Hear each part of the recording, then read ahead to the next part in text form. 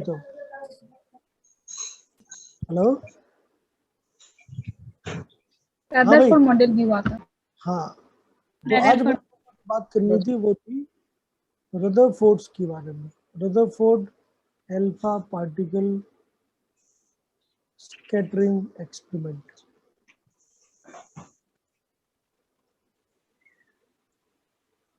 तो मैंने आपको लास्ट क्लास में समझाया था कि भाई ये पुराने जमाने के हिसाब के लोग ने एक मॉडल दे दिया कि भाई भगवान ने एटम को बनाया, भगवान ने तरबूज को बनाया, तो एटम तरबूज की तरह होगा। और उससे क्या कहते हैं, थॉमसन ने प्लम पुडिंग या वाटरमेलन मॉडल दे दिया।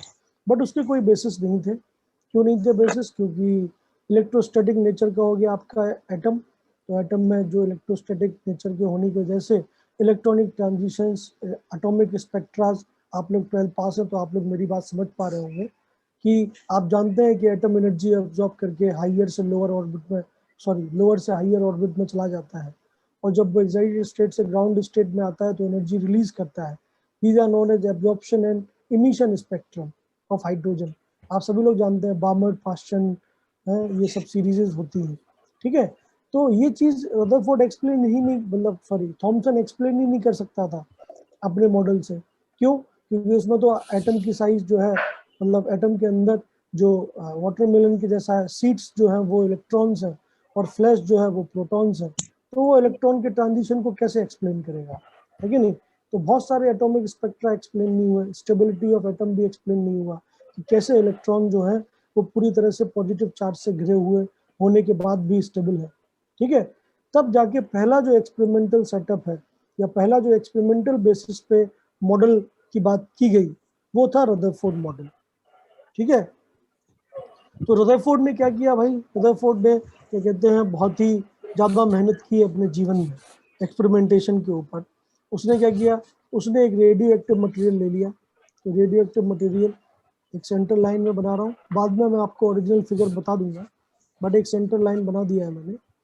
उसने एक रेडियो एक्टिव मटेरियल लिया और रेडियो एक्टिव मटेरियल को रख दिया एक यहाँ पे, जो कि हर डायरेक्शन में, हम सब जानते हैं रेडियो एक्टिव मटेरियल क्या करते हैं, अलग अलग पार्टिकल्स को एक्सक्रीट करते हैं। ठीक है, अल्फा पार्टिकल भी उनमें से एक है, बीटा भी है, गामा भी है। आप जानते हैं alpha particle, alpha rays, beta rays and gamma rays. Alpha particle mainly क्या होता है? अल्फा पार्टिकल होता है न्यूक्लियस ऑफ हीलियम एटम। अगर आपने कभी भी जीवन में अल्फा पार्टिकल देखा हो तो हीलियम एटम क्या होता है? 2He4, मतलब इसके पास 2 प्रोटॉन है, 2 न्यूट्रॉन है और बाहर के ऑर्बिट में 2 इलेक्ट्रॉन चक्कर लगा रहे हैं। ये है आपका हीलियम का एटम। आप दोनों इलेक्ट्रॉन को बाहर निकाल दीजिए आयनाइजेशन के थ्रू, तो जो चीज़ बचेगी वो होगी आपका अल्फा पार्टिकल। मतलब alpha particle is nothing but the nucleus of helium atom. ठीक है, इतनी बात सब लोग समझ पा रहे हैं या नहीं? बोलिए। क्लियर है? ओके, सो अल्फा पार्टिकल क्या होता है? Nucleus of helium atom. Beta particles क्या होते हैं? बीटा पार्टिकल्स मतलब सच कोई नई चीज नहीं है, कैथोड रेज ही है, दैट मींस इलेक्ट्रॉन्स, इलेक्ट्रॉन की बीम। और गामा रेज तो आप जानते हैं इलेक्ट्रोमैग्नेटिक वेव है, और इलेक्ट्रोमैग्नेटिक वेव के साथ एनर्जी एसोसिएट होगा। आप जानते हैं इलेक्ट्रोमैग्नेटिक स्पेक्ट्रम में गामा रेज की एनर्जी बहुत ज़्यादा होती है, क्योंकि इसकी जो वेवलेंथ है वो अराउंड 10⁻12 मीटर के अप्रॉक्स होती है। तो of course they are highly energetic radiations, और इसी की वजह से रेडिएशन पॉइजनिंग नाम की बीमारी होती है लोगों को, जो लोग रेडियो एक्टिव मटेरियल में डील करते हैं। ठीक है, चलिए, तो इनमें से गामा रेज तो हमारे काम की नहीं है। ठीक है, क्योंकि गामा रेज का तो डिफ्लेक्शन होगा ही नहीं, उनके ऊपर कोई चार्ज नहीं है। बीटा रेज तो कैथोड रेज के जैसे ही है, और कैथोड रेज मतलब इलेक्ट्रॉन है।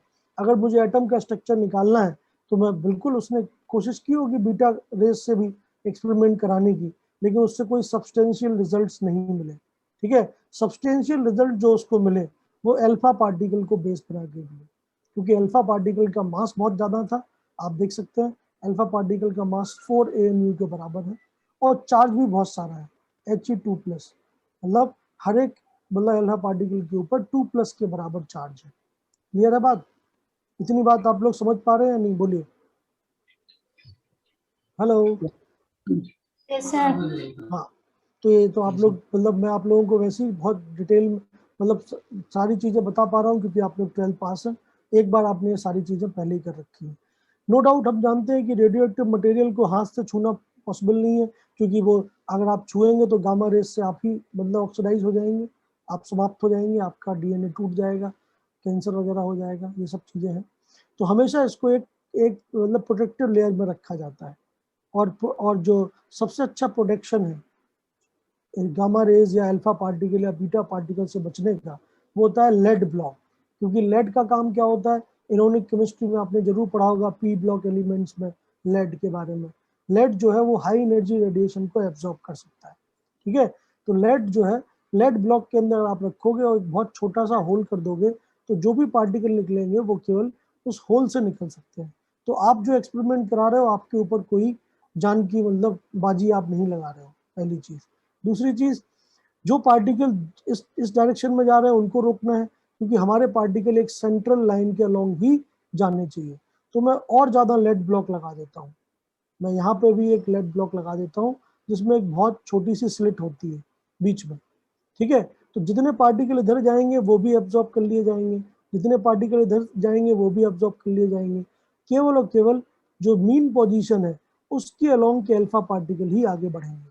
समझ में आई बात? So these two are also lead blocks, shield भी बोल सकते हैं आप, लेड शील्ड, ठीक है। अब कलर चेंज कर देता हूँ ताकि बहुत ज्यादा रेड हो गया चारों तरफ, ठीक है, ब्लू कर देता है। तो इसके बाद क्या है, जो भी वैसे मान लेते हैं आप अल्फा पार्टिकल है, आप निकले यहाँ से सीधे गए, बाकी और डायरेक्शन में जाओगे तो आपको एब्जॉर्ब कर लिया जाएगा, तो इस डायरेक्शन में आप आगे जाना है। अगर आप एटम का स्ट्रक्चर नोट करना चाहते हैं तो आपको ये चाहिए कि एटम में प्लस चार्ज कहाँ पे, एटम में माइनस चार्ज कहाँ पे, एटम का मास कहाँ पे है, यही तो है स्ट्रक्चर ऑफ एटम, ठीक है। तो ऑफ कोर्स आप चाहेंगे कि आप डिफ्लेक्शंस को नोट कर पाए अल्फा पार्टिकल के। ऑफ कोर्स अल्फा पार्टिकल एक पॉजिटिवली चार्ज पार्टिकल है, so it can be deflected by positive charge or negative charge, and it can be stopped by collisions with the massive body।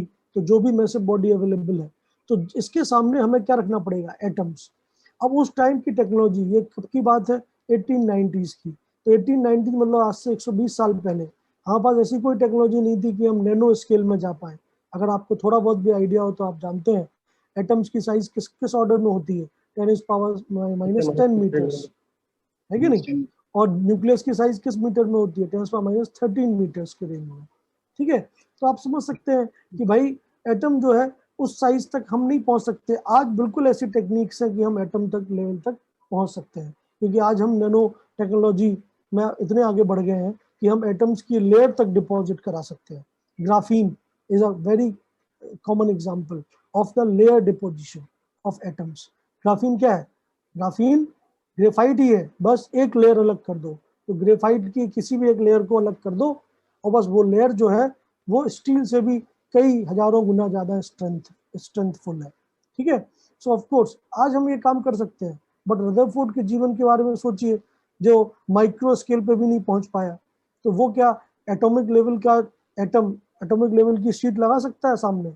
नहीं लगा सकता, possibility नहीं है, ठीक है। तो जितनी पॉसिबल थी, जैसे हाँ कोई कुछ बोलना चाहता है, बोलिए। कोई बोला बीच में, सर बोलो क्या बात है? नहीं, ओके। अगर आपको डाउट आ रहे हैं आप थोड़ा डाउट को लिख के रखिए, ठीक है। जैसे ये टॉपिक खत्म होगा या एक सब्सटेंशियल अमाउंट खत्म होता है, मैं आपको 2 मिनट का समय देता हूँ डिस्कस करने के लिए जो भी आपके डाउट्स हैं। तो चिंता मत करिए, आपके डाउट्स नहीं रहेंगे। तो एक बार सुन लीजिए आप पूरा, उसके बाद आपके डाउट अपने आप ही चले जाएंगे, ठीक है। तो क्या है भाई, तो उस जमाने पे जो जो टेक्नोलॉजी अवेलेबल थी उसके हिसाब से क्या था, मेटल को पीट पीट के मेटल की एक बहुत ही पतली सी सरफेस बना सकते हैं, ठीक है। मेटल रिएक्टिव अगर होगी तब और दिक्कत होगी, तो सबसे ज्यादा अनरिएक्टिव मेटल को चूज किया गया, गोल्ड, ठीक है। और गोल्ड का बहुत ही पतला शीट बनाया गया, ठीक है। वो कितनी पतला शीट क्यों ना हो, अगर पेपर के बराबर ही पतला शीट है तो उसमें भी 10,000 लेयर है, किसकी, एटम्स की, एटॉमिक लेवल। 10,000 क्या 1 लाख लेयर भी हो सकती है, समझ में आई बात। तो कितना पतला हमें चाहिए, वो बहुत बहुत ज्यादा, मतलब मैं कहूँ कि मतलब क्वेश्चन की बात है, क्योंकि उस टाइम की जो टेक्नोलॉजी थी, उस टाइम की टेक्नोलॉजी के हिसाब से हम एक लिमिट से ज्यादा नीचे जा ही नहीं सकते, ठीक है। Are you getting the point? तो जितनी भी पतली शीट बना सकता था उसने बनाई, और वो सामने प्लेस कर दी, ठीक है। नो डाउट ये सीट जो है वो सिंगल पार्टिकल की नहीं है, इसमें जो भी सीट बनी होगी उसमें बहुत सारे एटम्स होंगे। अगर मैं सीट को माइक्रोस्कोप में देखूं तो that will be collection of many atoms like this. आपके लिए वो चीज बिल्कुल पेपर के बराबर पतली है, बट एटम के लिए तो वो चीज क्या है, बहुत मोटी दीवार है। समझ में आ रही बात? तो इस सीट को उसने यहाँ पे लगा दिया, that is the gold foil, ठीक है। गोल्ड फॉइल का इस्तेमाल तो हम लोग करते ही हैं अलग अलग जगह पे सजावट के लिए। तो जब अल्फा पार्टिकल इस गोल्ड फॉइल पे जाके टकराए, ठीक है, तो ऑफ कोर्स कुछ टक्करें हुई, कुछ में डिफ्लेक्शन हुआ, कुछ सीधे निकल गए।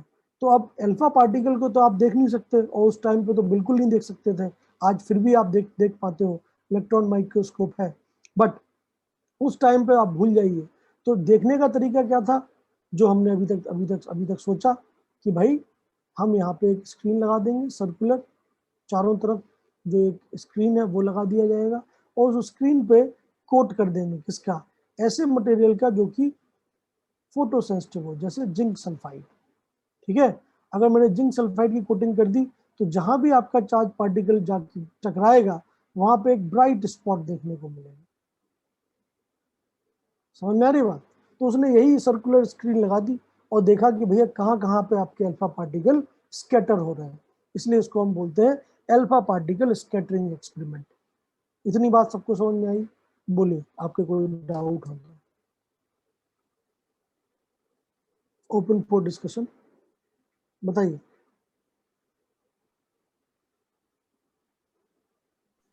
सर ये गोल्ड फ्यूल जो है, उस पे स्ट्राइक करने के बाद क्या वो स्कैटर हो सकता है क्या, या डायरेक्ट जाएगा? बिल्कुल बिल्कुल। अब इतना तो देखो, आप लोग रिपीटर बैच है तो आप जानते हैं न्यूक्लियस होता है एटम में, न्यूक्लियस पे सारा मास कंसंट्रेटेड होता है, सारा पॉजिटिव चार्ज कंसंट्रेटेड होता है। अब सोचिए न्यूक्लियस भी तो क्या कहते हैं अल्फा पार्टिकल के बराबर ही हो गया ऑलमोस्ट, मास के ऑर्डर में और चार्ज के ऑर्डर में। तो ऑफकोर्स जब अल्फा पार्टिकल न्यूक्लियस के करीब से गुजरेगा तब तो वो डिफ्लेक्ट होगा ही होगा। अगर वो सीधा न्यूक्लियस से टकराने जाएगा तो वो रिपेल बैक हो जाएगा। अगर वो न्यूक्लियस से दूर से गुजरेगा तो डिफ्लेक्शन और भी कम होगा, अगर बहुत दूर से गुजरेगा तो कोई डिफ्लेक्शन नहीं होगा। समझ में आ रही बात? तो दैट मीन्स अगर न्यूक्लियस के सीधे सामने गया, टक्कर हुई, पीछे चला गया, क्योंकि same charge repel each other, nucleus भी पॉजिटिवली चार्ज्ड है और अल्फा पार्टिकल भी पॉजिटिवली चार्ज्ड है, सेम साइड अटैक। अगर एकदम कोलाइड करने जाएंगे तो एक मिनिमम डिस्टेंस तक पहुंचेंगे, उसके बाद रिपेल हो जाएगा, ठीक है, पूरा 180 डिग्री। अगर थोड़े बगल से जाएगा तो ऐसे एंगल पे चला जाएगा, अगर थोड़ा और दूर से जाएगा तो छोटे एंगल पे जाएगा, अगर बहुत दूर से जाएगा सीधा चला जाएगा। समझ नहीं? ओके, पूछिए और पूछिए। जो 180 डिग्री मतलब रोटेट किया ना, वो कैसे समझेंगे? मतलब हाँ, तो स्क्रीन पे नहीं जाएगा, वो डायरेक्टली बैक में चले जाएगा ना, तो कैसे समझेंगे? आपकी आवाज बिल्कुल भी क्लियर नहीं हुई है, तो मैं आपसे रिक्वेस्ट करूंगा आप एक बार और बोलिए।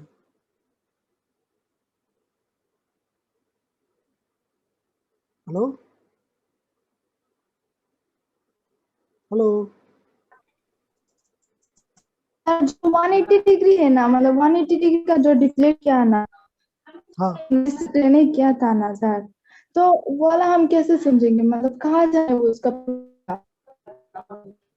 अच्छा, तो वो आप बोल रहे हैं कि पूरा 180 डिग्री कैसे कैसे जा सकता है, यही ना पूछ रही हैं आप? हाँ, यही है ना आपका ये तो आपका होगा, सवाल? लेकिन मतलब हमें कैसे मालूम? अरे वही तो मैं बोल रहा हूँ कि आपने एक स्क्रीन लगा रखा है, ठीक है। अल्फा पार्टिकल उस स्क्रीन पे जहां भी हिट करेगा वहां पे आपको एक ब्राइट स्पॉट देखने को मिलेगा, मतलब आपको एकदम से वहां पे ब्राइटनेस देखने को मिलेगी। तो मैक्सिमम ब्राइटनेस तो बिना किसी सर अगर डिफ्लेक्शन के 180 दिखेगी। डिग्री डिफ्लेक्शन होगा सर, हाँ हाँ हाँ हाँ, बोलो बोलो आगे सर बोलो। अगर 180 डिग्री डिफ्लेक्शन होगा तो सर तो डायरेक्ट मतलब ऐसा तो हो जाएगा कि लेड के मतलब जाएगा और जाके एकदम लेड के रास्ते में वापस आएगा। तो अगर हम लेड के रास्ते में ही वो स्क्रीन लगा दे तो वो जाएगा कैसे सर? अरे भाई साहब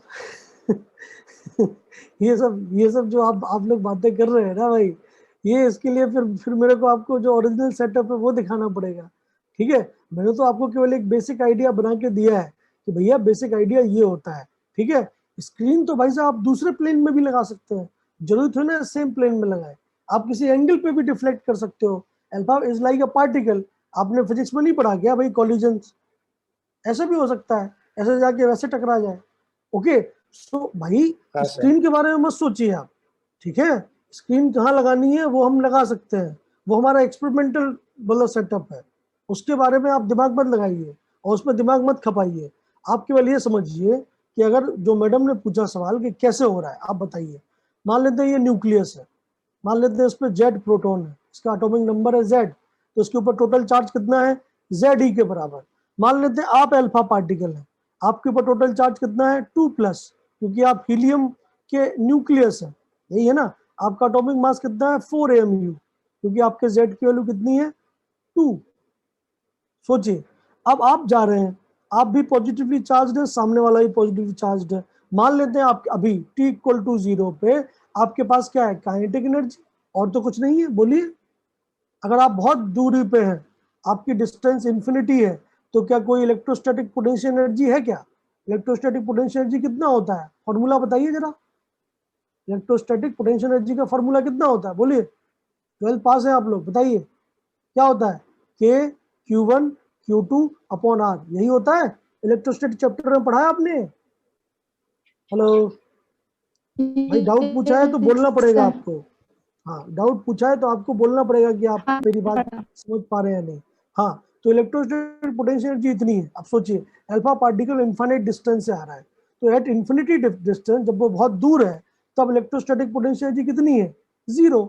सो t=0 पे पोटेंशियल एनर्जी है 0, और काइनेटिक एनर्जी जो भी उसकी स्पीड है दैट विल बी ½ mv²। बोलो, मानते हो बात या नहीं मानते हो? आपने जो भी गन से अल्फा पार्टिकल चलाया, उसकी =0 पे कुछ ना कुछ स्पीड रही होगी, ठीक है। तो ये ½ mv² के बराबर है। ओके, और पोटेंशियल एनर्जी है 0। अब सोचिए, जैसे जैसे वो क्लोज आएगा तो अब कुछ ना कुछ डिस्टेंस आएगी। अब सोचिए, तो मिनिमम डिस्टेंस जहां तक वो अल्फा पार्टिकल जा सकता है, वो डिस्टेंस अगर मैं मान लूं कि वो r है, तो energy can neither be created not be destroyed. That means जितनी भी काइनेटिक एनर्जी कम हो रही है, क्योंकि वो रिपेल हो रहा है, तो धीमे धीमे स्पीड कम होगी, होगी या नहीं? अगर मैं आपकी तरफ आ रहा हूं और आप कंटिन्यूसली मेरे को रिपेल कर रहे हो, तो मेरी स्पीड तो घट रही है ना भाई, ठीक है। एक पर्टिकुलर डिस्टेंस पे आके मेरी स्पीड क्या हो जाएगी, 0।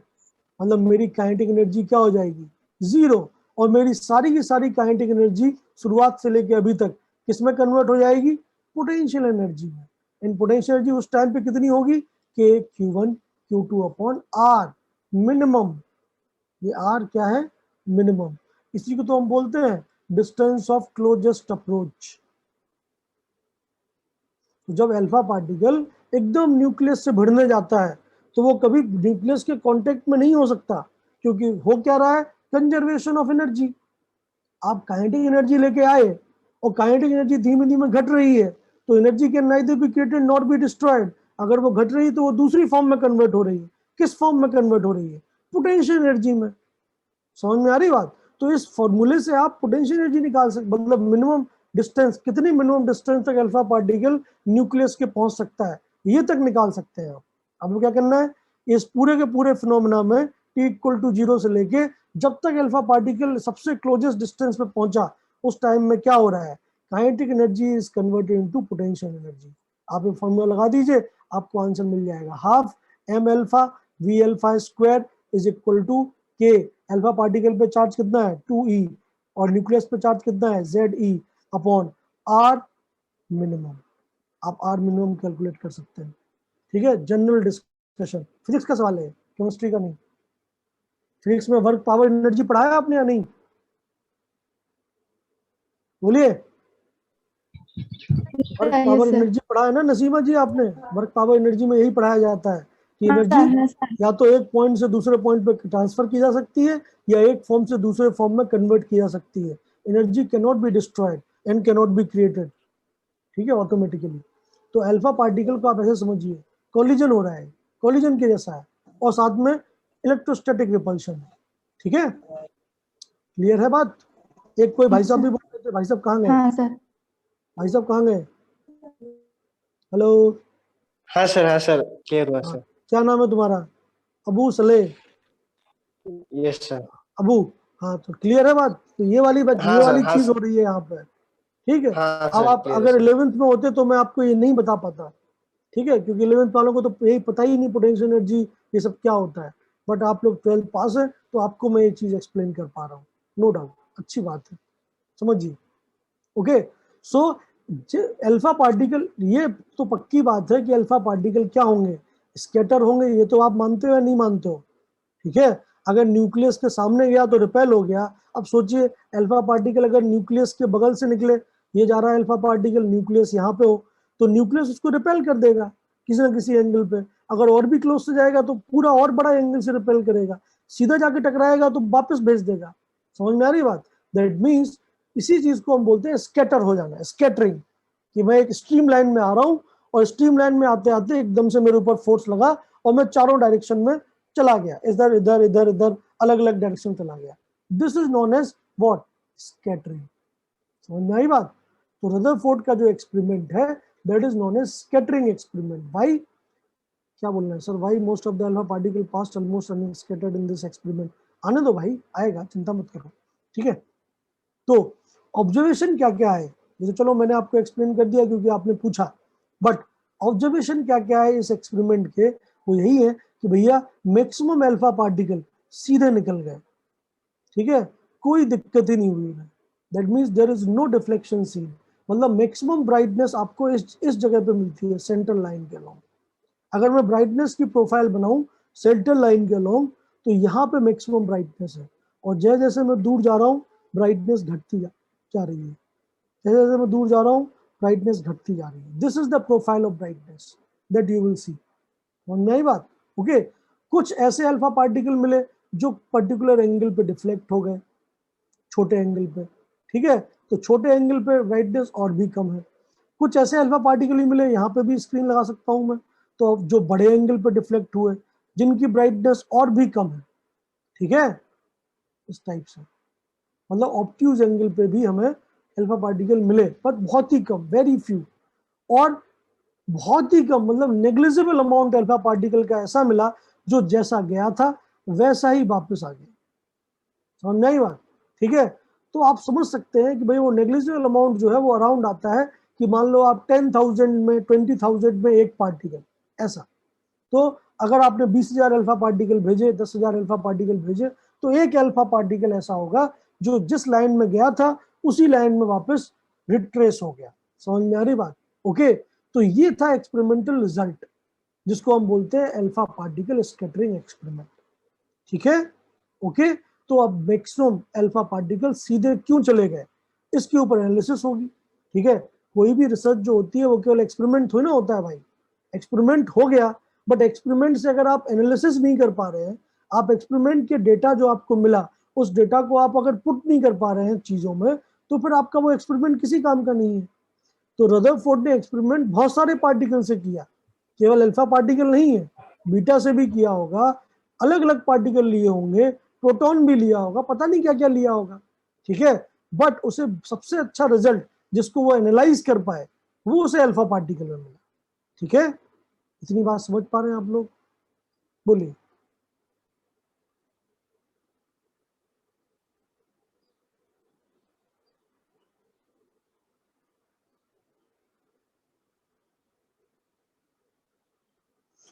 कोई कुछ बोलना चाहता है प्लीज बोले।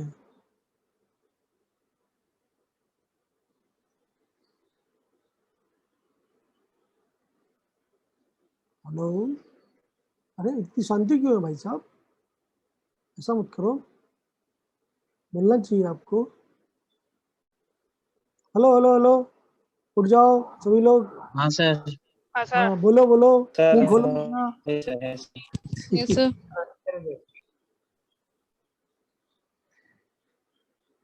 ठीक है, चलिए, सो वापस आ जाते हैं टॉपिक पे। तो बहुत ही क्लियरली आप समझ सकते हैं कि जो ऑब्जर्वेशन उसको मिले वो ऑब्जर्वेशन क्या थे। ऑब्जर्वेशन मिलना एक अलग चीज है और इन्फ्रेंस होना एक अलग चीज है। हाँ, कोई कुछ बोल रहा है, जल्दी बोलो, समय बर्बाद मत किया करो, सीधा बोलो, जो भी परेशानी है जो भी डाउट है पूछिए, देखिए मेरी तरफ।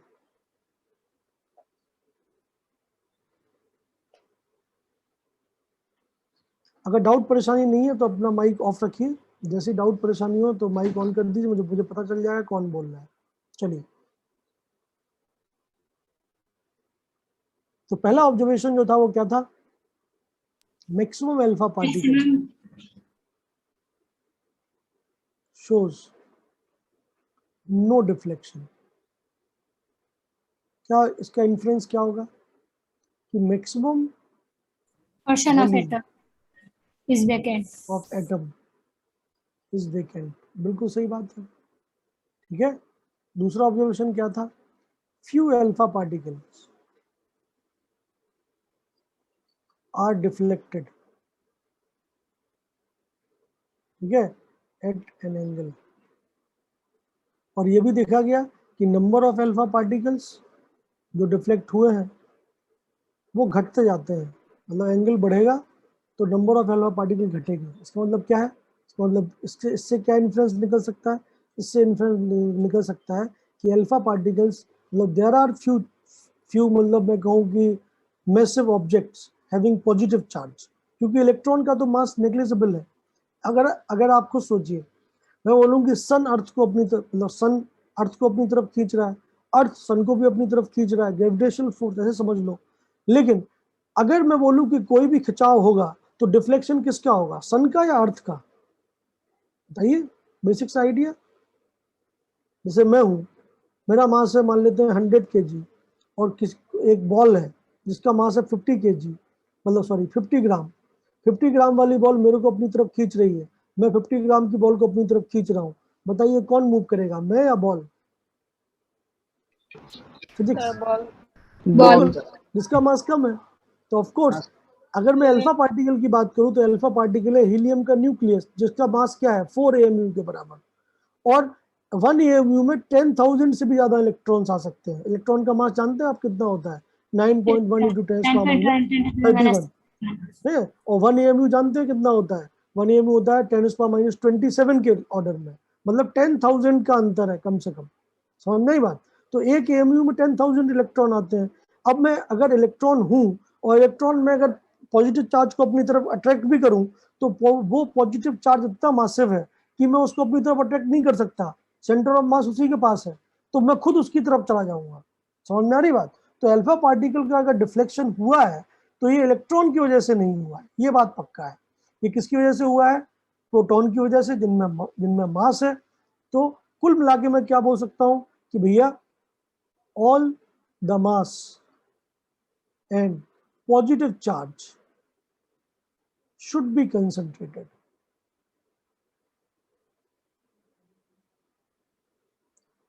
at a very small volume। समझ में आ रही बात? अगर ऐसा नहीं है, सारा पॉजिटिव चार्ज, सारा मास एटम का एक जगह पे कंसंट्रेटेड नहीं होगा तो अल्फा पार्टिकल डिफ्लेक्ट ही नहीं हो सकता। मेरी बात समझ पा रहे हैं आप लोग या नहीं? बोलिए, ठीक है। क्योंकि अगर एक प्रोटॉन भी अलग पड़ा हो तब भी अल्फा पार्टिकल उस प्रोटॉन से 4 गुना भारी है, तो अकेला प्रोटॉन भी अगर होगा तो भी डिफ्लेक्शन क्रिएट नहीं हो सकता इतना बड़ा, ठीक है। अगर डिफ्लेक्शन होगा भी तो माइन्यूट 0 से डिग्री, 1 डिग्री, 2 डिग्री इस टाइप से होगा, ठीक है। लेकिन 180 डिग्री, 120 डिग्री, 90 डिग्री, 45 डिग्री ये पॉसिबल ही नहीं है अगर प्रोटॉन अकेला हो तो, ठीक है। तो इससे इन्फ्लुएंस निकाला उसने कि भैया सारा का सारा मास, सारा का सारा पॉजिटिव चार्ज एक छोटी सी जगह पे कंसंट्रेटेड होना चाहिए। ओके, समझ में आई बात? क्लियर है? ओके। और उस छोटे छोटे पार्ट को उसने क्या नाम दिया? पहली बार, जैसे डाल्टन ने पहली बार नाम दिया था एटम, रदरफोर्ड ने पहली बार नाम दिया है न्यूक्लियस। तो उसने बोला कि एक न्यूक्लियस होता है एटम के अंदर जिसके ऊपर सारा का सारा पॉजिटिव चार्ज, सारा का सारा मास कंसंट्रेटेड होता है। तो न्यूक्लियस नाम की चीज सबसे पहली बार किसने बोली है? रदरफोर्ड ने बोली। सॉरी, ये जो रदरफोर्ड ही था, उसी ने बोली। और अगला इन्फ्लुएंस जो था वो ये था कि ऑलमोस्ट नेग्लिजिबल, मतलब मैं क्या बोल सकता हूँ, 1 आउट ऑफ 10,000 के ऑर्डर में particles retrace back. Retrace back का मतलब क्या है? जैसे गए थे वैसे उसी पाथ में वापस आ रहे हैं। Trace back in their original paths, ठीक है। इसका क्या इन्फ्रेंस है? इसका इन्फ्रेंस ये है कि वॉल्यूम ऑफ न्यूक्लियस, मतलब न्यूक्लियस का जो एरिया है वो इतना छोटा है, वॉल्यूम से तो मतलब नहीं है क्योंकि ये सरफेस एरिया ही है जिसके ऊपर हम अटैक करा रहे हैं। तो ऑफ कोर्स मैं बोल सकता हूँ कि the nucleus is very small.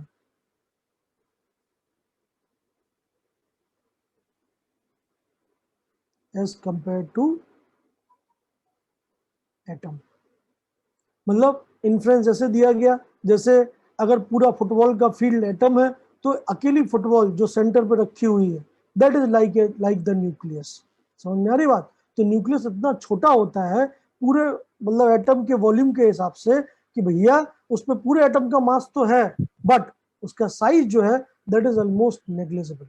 ठीक है, इसका मतलब ये है, अगर आप थोड़ा बहुत क्यूरियस है तो समझिए, आपका जो साइज दिख रहा है वो एटम से मिलके बना है, एटम के साइज के ऑर्डर में आप। ठीक है, क्योंकि आप सब एटम से मिलके बने हैं, प्रोटीन से मिलके बने हैं। प्रोटीन क्या है? Amino acid. अमीनो एसिड क्या है? अलग अलग एटम्स, कार्बन, नाइट्रोजन, ऑक्सीजन के, है कि नहीं? समझ पा रहे हैं आप लोग? तो हम सब एटम से मिलके बने हैं। अगर मैं आपका रियल मास निकालूं तो वो केवल न्यूक्लियस है। अगर मैं आपके सारे न्यूक्लियस निकाल लूं, केवल आपके नहीं मेरे भी, दुनिया में प्रेजेंट जितने भी क्या कहते हैं आदमी है, पूरी ह्यूमन काइंड, सबके न्यूक्लियस निकाल लूं तो मास तो उतना ही होगा, लेकिन वॉल्यूम क्या हो जाएगा? 1 लीटर की बोतल में पूरा का पूरा ह्यूमन काइंड स्टोर हो सकता है। समझ में आ रही बात? ये है मेन बात समझने की। ठीक है, तो न्यूक्लियस इतनी छोटी चीज होती है, हमें जो दिखता है वास्तव में वो नहीं है। हमारा मास हमें बहुत ज्यादा दिखता है, हमारी साइज बहुत बड़ी है, न्यूक्लियस के ऑर्डर में तो नहीं है। अब सोचिए, आप बिलियन से मल्टीप्लाई कर दिए न्यूक्लियस के वॉल्यूम को। न्यूक्लियस का वॉल्यूम समझ रहे हैं आप कितना होता है? बेसिक सा कैलकुलेशन करके देख लीजिए। आप जानते हैं radius of atom is in the order of 10⁻10 metre, radius of nucleus is in the order of 10⁻13 metre. चलिए जरा वॉल्यूम निकालिए एटम का, वो आएगा around in the order of, क्योंकि वॉल्यूम क्या होगा? स्फेरिकल मान लोगे तब वॉल्यूम कितना होता है? 4/3 पाई आर क्यूब। बोलो। ठीक है, तो वॉल्यूम ऑफ एटम कितना होगा? अराउंड 10⁻30 मीटर क्यूब के ऑर्डर में। जबकि वॉल्यूम ऑफ न्यूक्लियस किसके ऑर्डर में होगा? अराउंड 10⁻13 इंटू 3 39 40 के ऑर्डर में। समझ रहे हो आप नहीं या नहीं समझ रहे हो? देखिए कितने का ऑर्डर है, 10⁻9 का डिफरेंस है। समझ में आई बात? और 10⁻9 क्या होता है? बहुत ज्यादा वैल्यू होती है। आप 9 जीरो लगाने पड़ेंगे आपको। 1 2 3 4 5 6 7 8 9। समझ में आ रही बात? दैट मीन्स जो वॉल्यूम आपका है उसको आप इतने टर्म से रिड्यूस कर दीजिए, तब जाके आप न्यूक्लियर लेवल पे पहुंचेंगे। आपका सारा मास उतने ही मतलब वॉल्यूम में कंसंट्रेटेड है। तो मान लेते हैं आपका वॉल्यूम 5 मीटर क्यूब है, मान लेते हैं 5 मीटर क्यूब है आपका वॉल्यूम, तो वास्तव में आपके मास का वॉल्यूम कितना है? 5 डिवाइड बाई 10। समझे? समझ में आ रहा है आपको या नहीं आ रहा मैं क्या बोलना चाहता हूँ? बोलिए। हाँ मोहम्मद हुसैन जी, कुछ कहिए भैया। ऐसे मत बोलिए कि मैं बोलता रहूँ, आप कुछ बोलिए या नहीं, तो फिर मजा नहीं आता है क्लास में। बोलना पड़ेगा आपको। बोलिए कुछ। क्लियर है? भूख लगी है? Yes sir, yes sir. भूख लग रही है क्या? नहीं सर। कुछ तो बोलना पड़ेगा यार, ऐसे तो फिर मजा नहीं आ रहा क्लास में। एनीवे, सो आप समझ सकते हैं कि जो न्यूक्लियस है, इवन उसने न्यूक्लियस के साइज के बारे में बताया। मतलब उसने केवल न्यूक्लियस टर्म नहीं दिया, उसने बोला कि जो न्यूक्लियस का साइज है, क्योंकि उसने सारे प्रोटॉन्स को न्यूक्लियस के अंदर रखा है, तो उसने बोला कि न्यूक्लियस का साइज जो है वो हमेशा ए मतलब एटॉमिक मास की पावर 1/3 के डायरेक्टली प्रोपोर्शनल होता है। मतलब ये रेडियस ऑफ न्यूक्लियस के बारे में बोला उसने। ठीक है, तो radius of nucleus is equal to R0, एक कांस्टेंट है, और A⁻⁴ 1/3। ठीक है, ए क्या है? ए है आपका मास नंबर। आप सब जानते हैं मास नंबर क्या रिप्रेजेंट करता है? नंबर ऑफ न्यूक्लियॉन्स, जिसमें क्या क्या आते हैं? Number of neutrons and number of protons. तो सीधी बात है, न्यूक्लियस किसका घर है? प्रोटॉन का और न्यूट्रॉन का। अगर घर में आदमी बढ़ेंगे तो घर की साइज बढ़ानी पड़ेगी, है कि नहीं? तो एटॉमिक मास के साथ साइज का जो रिलेशन है न्यूक्लियस का, वो ये है, तो यहाँ पे मैंने लिख दिया। ठीक है, तो अगर आपको अलग अलग एटम्स के एटॉमिक मास पता हो, जैसे मान लेते कोई बोले हाइड्रोजन का और कोई बोले मान लेते हैं ऑक्सीजन का, वो बोले बताओ हाइड्रोजन और ऑक्सीजन के न्यूक्लियस का रेडियस रेशियो कितना है, तो आप ये सीधा फॉर्मूला लगा सकते हैं। ठीक है, हाइड्रोजन के केस में एक ही जगह पे क्या लिखना पड़ेगा 1, और क्या कहते हैं ऑक्सीजन के केस में एक ही जगह पे क्या लिखना पड़ेगा 16, तो आपको मिल जाएगा 1:16 की पावर 1/3। ठीक है, आपका आंसर आ जाएगा। क्लियर है बात? तो इवन केवल और केवल न्यूक्लियस के बारे में ही नहीं कि न्यूक्लियस क्या होता है, न्यूक्लियस के साइज के बारे में भी उसने कुछ फैक्टर्स दिए जो मैंने आपको लिख के दिखाए। ठीक है, तो इन बेसिस पे उसने एक बेसिक सा मॉडल दिया और उसने बोला कि वास्तव में मेरे हिसाब से एटम एक स्फेरिकल बॉडी है, एक स्फेयर की तरह है, जिसमें सारा का सारा मास और सारा का सारा चार्ज, अगर उसका एटॉमिक नंबर Z है तो कोई भी एटम है, atomic number Z, atomic mass A। तो उसने बोला कि भैया सारा का सारा इसका जो प्रोटॉन है पॉजिटिव चार्ज है, उसका जो मास है वो यहाँ पे कंसंट्रेटेड है, और इलेक्ट्रॉन जो है वो इसके चारों तरफ चक्कर लगाते हैं सर्कुलर ऑर्बिट्स में। सर्किल में नहीं बना पा रहा हूँ, अफसोस की बात है, बुक में आप देख सकते हैं। तो इलेक्ट्रॉन जो है वो इसके चारों तरफ चक्कर लगाते हैं। रेडियस के बारे में उसने कोई बात नहीं बोली, उसने बोला बस सर्कुलर ऑर्बिट में चक्कर लगाते हैं। यहाँ भी थोड़े बहुत भगवान की इन्फ्लुएंस आ चुकी है। जैसे उसने भी एग्जाम्पल दिया कि जैसे सोलर सेल है, मतलब सोलर सेल गलत बोल दिया, सोलर सिस्टम जो है, ठीक है, तो उसमें जो सन होता है, पूरे सोलर सिस्टम का मास कहाँ कंसंट्रेटेड है बताइए? पूरे सोलर सिस्टम का सेंटर ऑफ मास किसके पास होगा? बोलिए। सन के पास। तो पूरे सोलर सिस्टम का मास सन पे कंसंट्रेटेड है। ठीक है, तो sun is like the nucleus and these electrons are like planets. ठीक है, जो कि सर्कुलर ऑर्बिट में घूम रहे हैं। वो अलग बात है, लेटर ऑन हमें पता चला कि सारे प्लैनेट सर्कुलर ऑर्बिट पे नहीं घूमते हैं। ठीक है, हर एक प्लैनेट की ऑर्बिट का अपोजी होता है, पेरिजी होता है। ठीक है, minimum distance, maximum distance, seasons इसीलिए आते हैं। ठीक है, तो ये सब बात की बात है, लेकिन उस टाइम पे भगवान की थ्योरी के हिसाब से उसने बोला कि भैया इस टाइप से ही आपका एटम होना चाहिए। समझ में आई बात सबको या नहीं? बोलो। उसने एग्जाम्पल भी दिए, जैसे मैं अभी अगर इसी के ऊपर एग्जाम्पल बना दूं तो मैं यही बोल सकता हूँ कि जो अल्फा पार्टिकल्स आ रहे हैं, अलग अल्फा पार्टिकल की बीम आ रही है, ये सब के सब अल्फा पार्टिकल्स हैं। जो पार्टिकल एकदम सीधा आएगा टकराने के लिए वो ट्रेस बैक कर जाएगा, जो बगल से गुजरेगा वो ज़्यादा एंगल पे डिफ्लेक्ट हो जाएगा। जैसे ये दो पार्टिकल हैं, ये बड़े एंगल पे डिफ्लेक्ट हो जाएंगे। जो थोड़े और दूर से गुजरेगा वो छोटे एंगल पे डिफ्लेक्ट होगा, जैसे ये दोनों को मैं दिखा सकता हूँ। ठीक है, और जो बहुत ही ज़्यादा दूर से गुजरेंगे वो सीधे चले जाएंगे। समझ में आ रही बात? ओके, ठीक है, तो यही है scattering, alpha particle scattering experiment. ठीक है,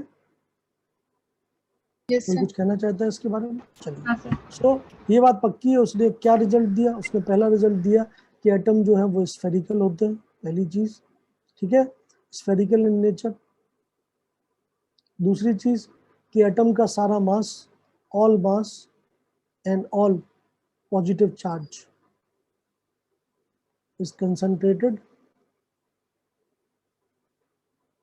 in a small volume which is termed as nucleus. ठीक है, तीसरा पार्ट उसने बोला कि electron revolve around nucleus in circular orbits. तो ये तीन मेजर पॉइंट उसने बोले। नो डाउट बहुत तालियां बजी, नो डाउट इस आदमी की जिंदगी इसी एक्सपेरिमेंट में निकल गई, रदरफोर्ड। ठीक है, नोबेल प्राइज भी मिला इसको, आई थिंक मिला होगा, पक्की बात है, बहुत बड़ी डिस्कवरी है। ठीक है, बट बहुत सिंपल सी बात है, क्या इससे हम एटम की सारी प्रॉपर्टीज को एक्सप्लेन कर सकते हैं? तो बिल्कुल। जब भी कोई नई चीज आती है तो शुरुआत में तालियां बजती हैं, लेकिन बाद में लोग उसको उसके अंदर गलतियां निकालने में लग जाते हैं। ठीक है, नो डाउट। तो वही काम रदरफोर्ड के साथ हुआ। रदरफोर्ड बहुत पॉपुलर हो गया। रदरफोर्ड ने जीवन के 10-20 साल जो एक्सपेरिमेंटेशन में गुजारे उसका उसे फल मिला, नो डाउट मिला। ठीक है, बट जैसे क्या कहते हैं साइंटिफिक कम्युनिटी को ये एक्सपेरिमेंट पता चल गए, क्योंकि पेपर पब्लिश होगा, पता चलेगा ही, जो सेम फील्ड में काम कर रहे हैं एस्ट्रोफिजिसिस्ट वो बिल्कुल देखेंगे। तो उन्होंने जैसे ही देखा उन्होंने बोला भैया आपका मॉडल तो गलत है। ठीक है, तुरंत उस पर क्वेश्चन उठने स्टार्ट हो गए। तो रदरफोर्ड के मॉडल की लिमिटेशंस बताई गई लोगों ने तुरंत अपने खुद के पेपर निकालने स्टार्ट कर दिए और लोगों ने बोला भैया आपका मॉडल जो है वो काम का नहीं है। ठीक है, तो क्या काम का नहीं है हमें ये देखना पड़ेगा। ठीक है, दैट मीन्स अगली चीज क्या होती है, अगली चीज होती है लिमिटेशन।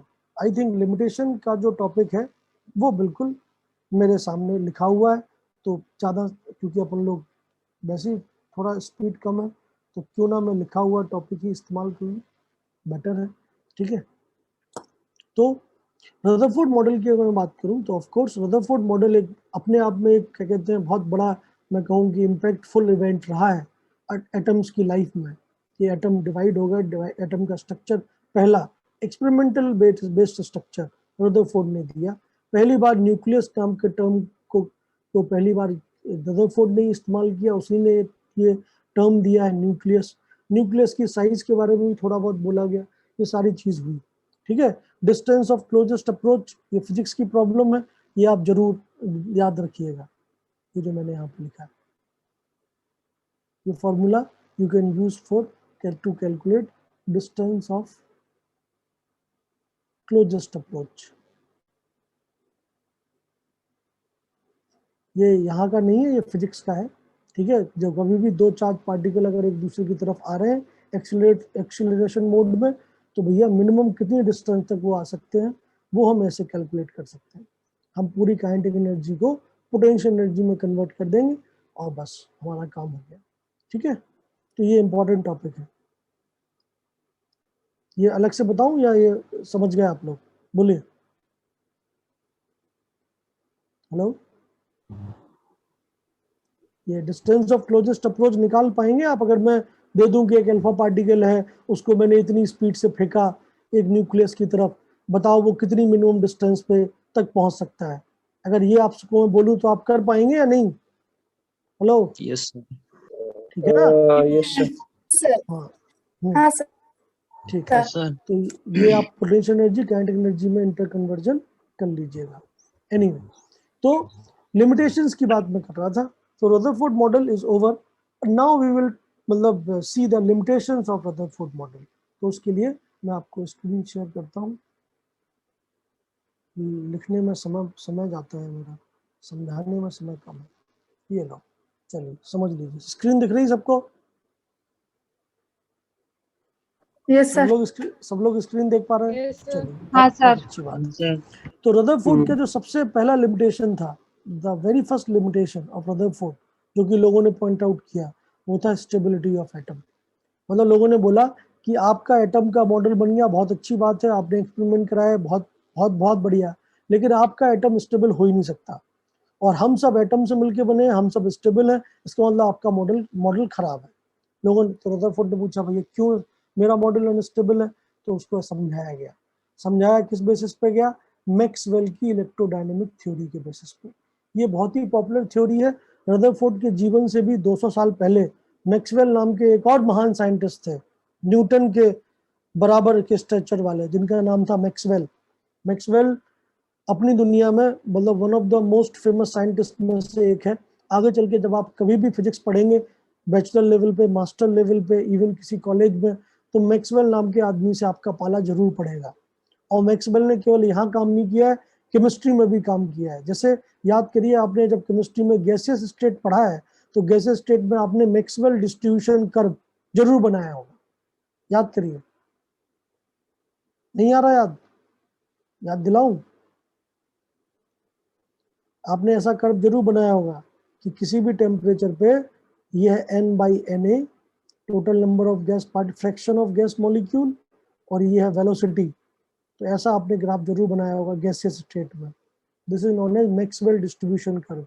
ये जो स्पीड है ये कहलाती है VMP, मोस्ट प्रोबेबल स्पीड। ये स्पीड होती है VRMS, root mean square speed. और ये स्पीड निकल के आती है कितनी? ये U एवरेज, एवरेज स्पीड बीच में आएगी यहाँ पर। U एवरेज निकाला है ना आपने?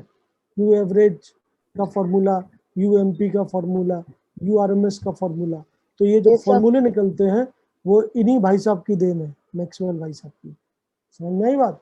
ओके, जैसे UMP का फॉर्मूला कितना निकलता है? √2 RT/m।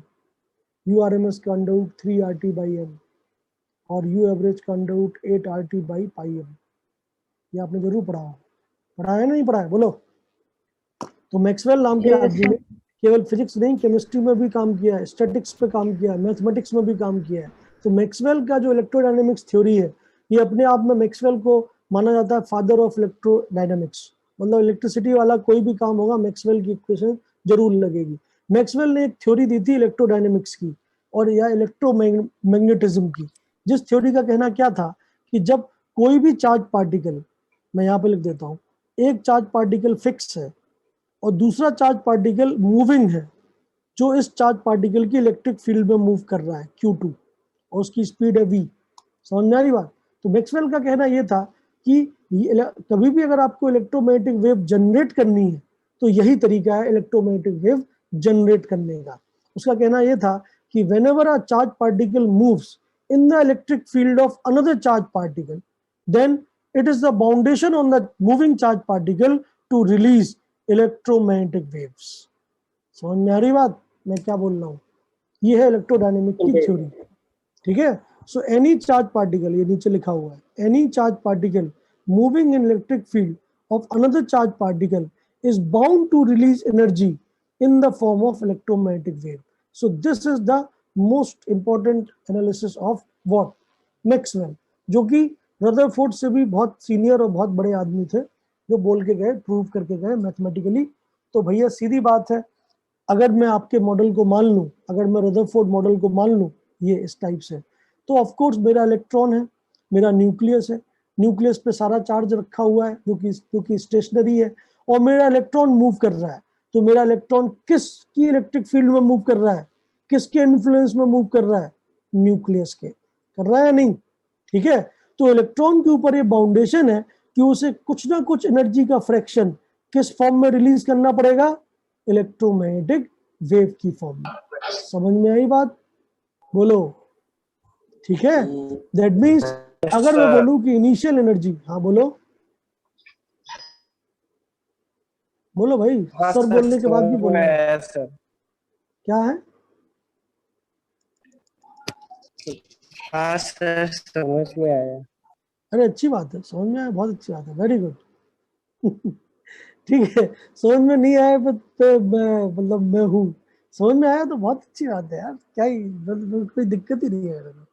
ठीक है। तो अब सोचो, अगर मान लेते हैं इलेक्ट्रॉन किसी भी r रेडियस की ऑर्बिट में चल रहा है और उसकी इनिशियल एनर्जी 100 यूनिट है, 100 यूनिट है, और उसने इलेक्ट्रोमैग्नेटिक वेव निकाल दी 20 यूनिट एनर्जी की, तो उसकी एनर्जी घट के कितनी रह जाएगी? Energy can neither be created not be destroyed. अगर मेरी एनर्जी मैं किसी दूसरी फॉर्म में रिलीज कर रहा हूं तो मेरी एनर्जी तो घटेगी ना भाई। ठीक है। तो इलेक्ट्रॉन की एनर्जी थी 100, उसने 20 एनर्जी का फोटोन निकाल दिया, तो ऑफ कोर्स एनर्जी कितनी रह जाएगी मेरी? 80। तो अब सोचिए, जैसे जैसे मेरी एनर्जी घटेगी वैसे वैसे न्यूक्लियस का मेरे ऊपर इफेक्ट, अट्रैक्शन बढ़ेगा और मैं धीमे धीमे सर्कुलर ऑर्बिट में कभी नहीं रह पाऊंगा, मैं धीमे धीमे स्पाइरल ऑर्बिट्स में कन्वर्ट होता जाऊंगा, और जैसे जैसे मेरी एनर्जी घटती जाएगी वैसे वैसे मैं न्यूक्लियस के करीब जाता जाऊंगा, और एक ना एक दिन ऐसा आएगा कि मैं न्यूक्लियस के अंदर कूद जाऊंगा, सुसाइड कर लूंगा। मतलब मेरे सारे इलेक्ट्रॉन तो सुसाइड कर लिए न्यूक्लियस के अंदर कूद कूद के, तो फिर मेरा एटम स्टेबल कैसे हुआ? समझ में आ रही बात? तो लोगों ने रदरफोर्ड के ऊपर ऐसे ही क्वेश्चन उठाया। लोगों ने बोला भैया आपका मॉडल बढ़िया है, आपने अच्छी बात की है, लेकिन आप इस चीज को एक्सप्लेन करके दिखाइए। ठीक है। रदरफोर्ड के पास इसका कोई जवाब नहीं था। So this is the one of the most, मैं कहूँ कि important limitation of Rutherford model। ठीक है। Rutherford is not able to explain the stability of atom itself। तो जब आप एटम की स्टेबिलिटी ही एक्सप्लेन नहीं कर पा रहे हो तो आपका मॉडल किसी काम का नहीं है, क्योंकि वो मॉडल आपकी बेसिक आपकी एग्जिस्टेंस को तो एक्सप्लेन करना ही चाहिए ना भाई। अगर आपकी एग्जिस्टेंस ही नहीं एक्सप्लेन हो पा रही है तो फिर हम कैसे मानेंगे कि ये सही मॉडल है या नहीं? समझ में आई बात सबको या नहीं? बोलो, क्लियर है? Yes, sir. ओके। सो ये हो गया आपका पहली चीज। अगली चीज की तरफ बढ़ते हैं, चलिए। सो ये हो गया आपका पहला पॉइंट। दूसरे पॉइंट की तरफ जाते हैं। ये देखिए 11th वालों को समझाने के लिए सब समझाना पड़ता है, इलेक्ट्रिकल फोर्स क्या होता है, क्या किया जाए। ठीक। तो फिर भाई कैसे मतलब इस चीज को क्या कहते हैं हटाया गया। एक और लिमिटेशन है, वो भी मैं आपको यहाँ पे लिख ही देता हूँ। दूसरा जो लिमिटेशन है जो मोस्ट कॉमन है वो ये है कि Rutherford is not able to explain the atomic spectras. जो इमिशन स्पेक्ट्रा होता है, एब्जॉर्प्शन स्पेक्ट्रा होता है, हाइड्रोजन स्पेक्ट्रा होता है, लाइमन सीरीज, बामर सीरीज, वो सब रदरफोर्ड मॉडल से एक्सप्लेन नहीं हो पाए, क्योंकि रदरफोर्ड के हिसाब से तो इलेक्ट्रॉन किसी भी रेडियस पे रह सकता है, मतलब इलेक्ट्रॉन किसी भी एनर्जी को एब्जॉर्ब कर सकता है, क्योंकि इनफाइनाइट ऑर्बिट्स पॉसिबल है, तो किसी भी एनर्जी के क्वांटम को वो ले सकता है और कहीं भी जा सकता है। समझ में आ रही बात? ओके। लेकिन हम जानते हैं कि जब हम एनर्जी सप्लाई करते हैं, अगर मैंने ब्लैक बॉडी रेडिएशन चला दिया एटम के ऊपर, तो एटम केवल गिनी चुनी वेवलेंथ को ही एब्जॉर्ब करता है। क्यों? क्योंकि हम जानते हैं आगे चल के कि भैया जो एनर्जी है वो क्वांटाइज्ड है, फिक्स है।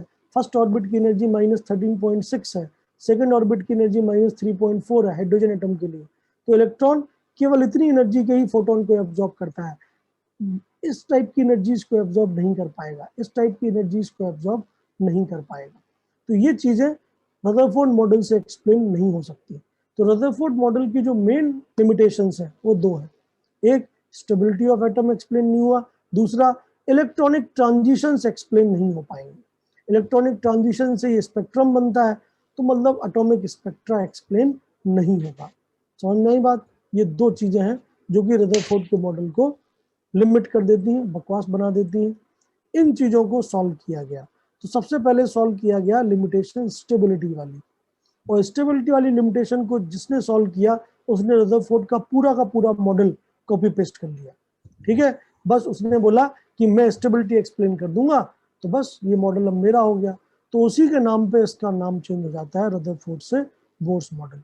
बोर्न नाम के आदमी ने कोई एक्सपेरिमेंट नहीं किया है। ठीक है, जिंदगी लगाई किसने? रदरफोर्ड ने। बेचारे ने एक्सपेरिमेंट किया, लेकिन बेचारा एक्सप्लेन नहीं कर पाया अपनी चीज को। उसको जिसने एक्सप्लेन कर दिया उसने उसके पूरे मॉडल को कॉपी पेस्ट कर लिया। तो बोर्न ने बोला कि भैया आपका मॉडल मेरा मॉडल है, मैं इसकी स्टेबिलिटी को एक्सप्लेन करता हूँ। समझ में आ रही बात? तो बोर्स मॉडल कोई नया मॉडल नहीं है, बोर्स मॉडल रदरफोर्ड मॉडल का ही एक्सप्लेनेशन है। ठीक है, तो same to same Rutherford model को उठा लिया गया, सेम चीजें बोली गई, न्यूक्लियस होता है, सेम चीज बोली गई, इलेक्ट्रॉन ऑर्बिट्स में मूव करते हैं, सर्कुलर ऑर्बिट्स में मूव करते हैं, बस एक रिक्वायरमेंट फिक्स कर दी गई। ठीक है, और वो रिक्वायरमेंट कैसे फिक्स की गई वो मैं आपको समझाता हूँ। इतना क्लियर है सबको? बोलिए। ओके। हाँ sir.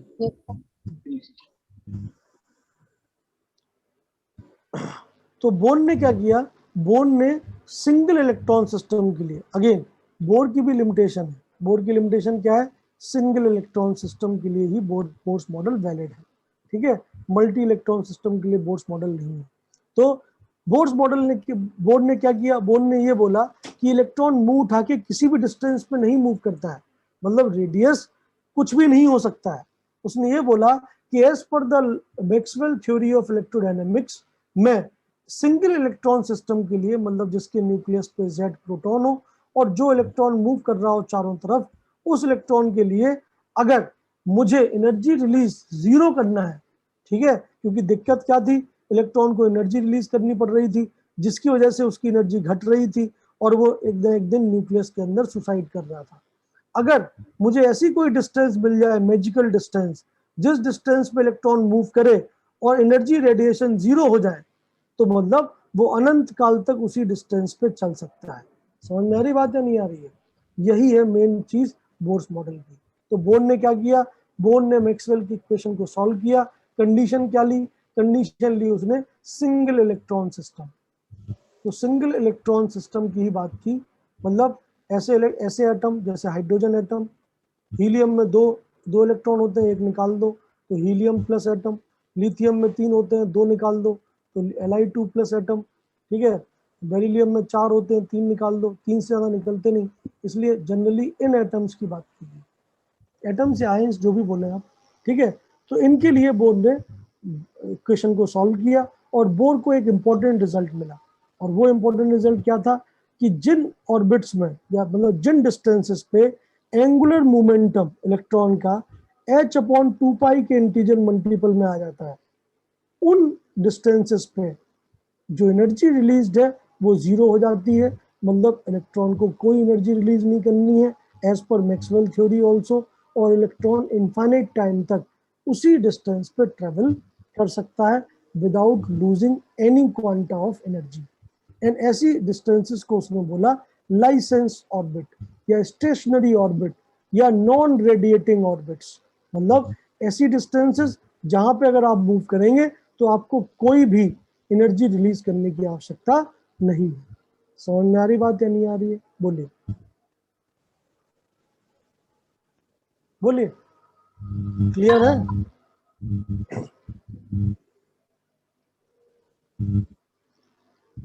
Hello hello hello hello hello Yes, sir. Yes sir. Hello hello बोलना पड़ता है, तभी बोलते हो तुम लोग, ठीक है? तो उसने क्या किया, उसने एंगुलर मोमेंटम, तो जो कंडीशन निकाला है वो कंडीशन है angular momentum should B integer multiple of h upon 2 पाई, जहाँ पे h क्या है, प्लांक कांस्टेंट, जिसकी वैल्यू आप जानते हो 6.625 इंटू 10⁻⁻34 के बराबर होती है, ठीक है? ओके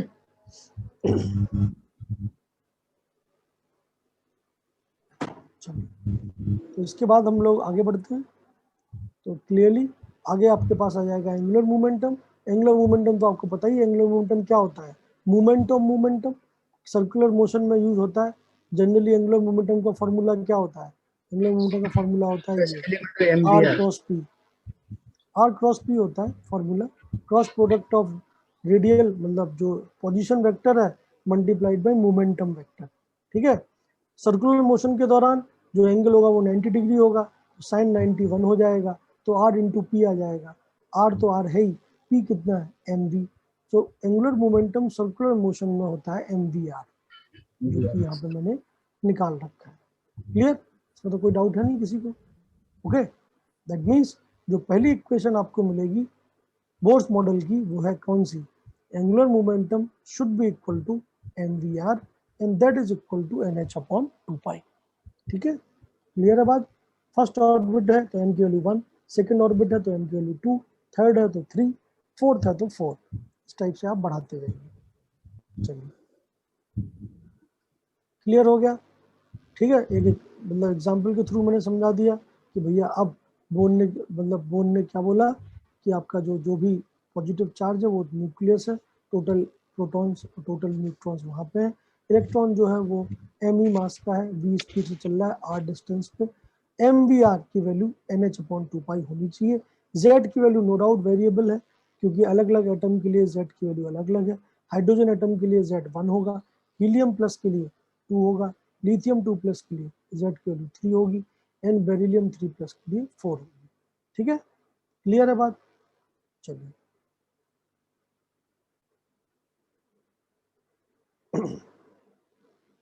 तो हाँ, यहाँ पे एक और चीज है, आप जानते हैं जब भी आप कोई भी चीज को सर्कुलरली मूव कराते हैं तो सर्कुलर मोशन के दौरान हमेशा आपकी जो बॉडी है जो सर्कुलर मोशन कर रही है वो हमेशा आपसे दूर जाना चाहेगी। उससे बचने के लिए या तो आप स्ट्रिंग बांधते हैं या फिर आप कोई इलेक्ट्रोस्टैटिक अट्रैक्शन कराएं, तो आप जैसे बचपन में आप एक पत्थर बांधते हैं रस्सी में और उसको घुमाते थे, आपने नहीं घुमाया, हम तो घुमाते थे और उसको कहीं भी लटका देते थे, मजा आता था। तो वही है सर्कुलर मोशन, मतलब एक पत्थर लीजिए छोटा सा, एक धागा लीजिए, अब धागे को पकड़ लीजिए, उसको घुमाइए, तो धागे में एक टेंशन आएगा, वो टेंशन पत्थर को दूर नहीं जाने देगा। समझ नहीं बात? तो जो दूर जाने वाला फोर्स होता है सर्कुलर मोशन के दौरान, imaginary force, that is known as centrifugal force, ठीक है? कभी कभी अट्रैक्शन का फोर्स लगता है, वो कहलाता है सेंट्रीपिटल फोर्स। तो सेंट्रीपिटल एंड सेंट्रीफ्यूगल ये फिजिक्स के टर्म्स है, और सेंट्रीफ्यूगल फोर्स सर्कुलर मोशन के दौरान कितना होता है, अगर m मास का पार्टिकल v स्पीड से r रेडियस के सर्किल में घूम रहा है तो सेंट्रीफ्यूगल फोर्स की वैल्यू होती है mv² अपॉन r। ये आपको फिजिक्स वाले सर ने बिल्कुल कराया होगा मैकेनिक्स में क्लास 11th, ठीक है कि नहीं? सर्कुलर मोशन नाम का एक पूरा चैप्टर है आपका, है या नहीं? बोलो, Yes, सब लोग sir. जानते हैं सेंट्रीपिटल सेंट्रीफ्यूगल? Yes sir. बस तो फिर तो इन दोनों का इस्तेमाल कर लीजिए आप लोग, सेंट्रीपिटल और सेंट्रीफ्यूगल फोर्स का। और अब हम बोर्स मॉडल को सॉल्व कर सकते हैं। तो क्या कैसे सॉल्व करेंगे? तो ऑफ कोर्स मेरे पास पहली इक्वेशन क्या बनेगी, अगर मेरा एटम है जिसका एटॉमिक नंबर Z है तो मेरे पास है Ze के बराबर प्लस चार्ज, मेरा इलेक्ट्रॉन है जिसका मास Me है, चार्ज कितना है E माइनस, नेगेटिव चार्ज है। अगर Rn nth ऑर्बिट में है, वो nth ऑर्बिट की रेडियस मैंने Rn मान ली और nth ऑर्बिट में उसकी वेलोसिटी अगर Vn है तो मैं क्या लिख सकता हूँ, पहला मतलब इक्वेशन मैं लिख सकता हूँ कि जो अट्रैक्शन का फोर्स है, इलेक्ट्रोस्टैटिक अट्रैक्शन का force K Q1 Q2 upon R square, that should be equal to the repulsive force of circular motion, that is centrifugal force. समझ पा रहे हैं आप लोग या नहीं, बोलिए। ठीक है, तो जो रिपल्शन का फोर्स है, क्योंकि मेरे इलेक्ट्रॉन का अगर मैं FBD बनाऊं तो अगर ये मेरा इलेक्ट्रॉन है तो इसके ऊपर दो फोर्स लग रहे हैं, एक फोर्स लग रहा है अंदर की तरफ, दैट इज इलेक्ट्रोस्टैटिक फोर्स, और दूसरा फोर्स लग रहा है बाहर की तरफ, दैट इज सेंट्रीफ्यूगल फोर्स। अगर मेरे को डिफ्लेक्ट नहीं होना है, मुझे उतनी रेडियस की सर्किल में घूमना है, तो ये दोनों फोर्स क्या होने चाहिए, equal and opposite, that means centrifugal force should be same as electrostatic force.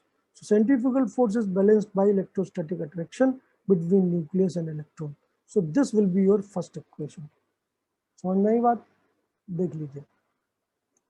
तो mass of electron, centrifugal force कितना आएगा, mass of electron, velocity of electron, nth orbit में Vn square upon Rn, and that should be equal to K Q1 Q2, Q1 Q2 है Ze into E, मतलब Ze square upon Rn square. ठीक है, ये equation clear है सबको, बोलिए। Yes sir. तो ये इक्वेशन हो गई आपकी पहली इक्वेशन। सिमिलरली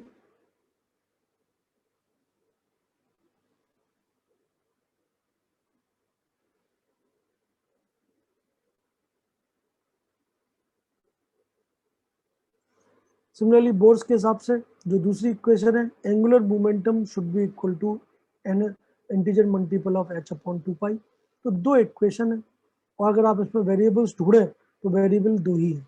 क्यों, क्योंकि मास ऑफ इलेक्ट्रॉन कांस्टेंट है जिसकी वैल्यू होती है 9.1 × 10⁻31, एन ऑर्बिट नंबर है जो आपको पहले से ही पता होगा एनालिसिस के दौरान, फिफ्थ ऑर्बिट है कि थर्ड ऑर्बिट है कि nth ऑर्बिट है, एच प्लांक कांस्टेंट है जिसकी वैल्यू आप जानते ही हैं 6.625 × 10⁻34 जूल सेकंड, पाई आप जानते हैं कांस्टेंट है, के कांस्टेंट होता ही है जिसकी वैल्यू होती है 9 × 10⁻9, और z भी क्या है आपको पहले से पता है, केस बाई केस कांस्टेंट है, एटॉमिक नंबर। ठीक है, तो वेरिएबल क्या है, वेरिएबल केवल दो है, एक तो है वेलोसिटी और दूसरा है रेडियस।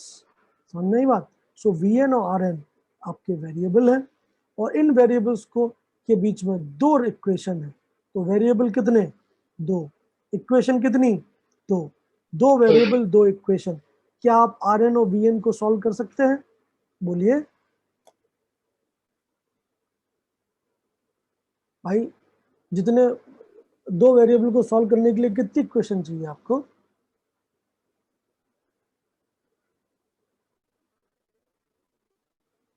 बोलिए भाई। जितने वेरिएबल होते हैं उतनी इक्वेशन चाहिए होती है ना यार। जैसे बचपन में तुमने यार तुम लोग बिल्कुल हाँ ना कुछ बोलता ही नहीं है यार। चलो, जैसे एक बचपन में कैसे सवाल करते थे आप क्लास 6 में, 2x + 6 = 0, बताओ x की क्या वैल्यू है, तो कैसे सॉल्व करते थे, 2x = -6, x = -3। एक वेरिएबल को सॉल्व करने के लिए कितनी इक्वेशन चाहिए, एक। समझ में आ रही बात, क्लियर है। हाँ, फिर आप थोड़े बड़े हुए, थोड़े मतलब जवान हुए, तो जब आप जवान हुए तो आपने ऐसी इक्वेशन जरूर सॉल्व की है, 2x + 3y = 10 and x + 5y = 12। बताइए x कितना है, y कितना है, किया है नहीं किया है, class 9 10। Yes sir. Yes, very sir. Good. तो कितने वेरिएबल है इसमें, दो। दो वेरिएबल को सॉल्व करने के लिए कितनी इक्वेशन चाहिए, सॉल्व करने के लिए दो। ये यहाँ तो यहाँ पे आपके जो वेरिएबल है वो है Vn और Rn, Vn और Rn। तो Vn और Rn दो वेरिएबल है और दो ही इक्वेशन है, तो सॉल्व हो ही जाएगा ना भाई। एक इक्वेशन से Vn की वैल्यू निकाल के दूसरे में डाल दो, या एक इक्वेशन से Rn की वैल्यू निकाल के दूसरे में डाल दो, सॉल्व हो गया, Vn और Rn मिल जाएगा आपको।